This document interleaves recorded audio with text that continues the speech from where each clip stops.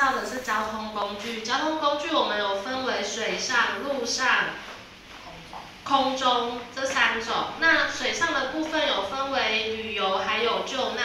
那旅游的部分有分水上摩托车还有邮轮。那救难的话就是充气船跟潜水艇。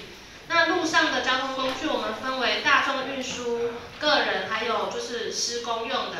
那大众运输的话有分3个。火车、巴士跟捷运，个人的部分是汽车、脚踏车和机车。那施工的部分是挖土机、水泥预拌车跟堆高机。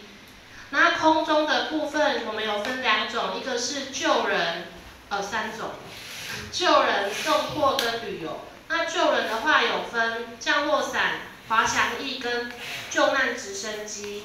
那送货的话是运输机、货机。旅游的部分是飞机跟直升机，还有热气球。那谢谢，我们这组报告到这里，谢谢。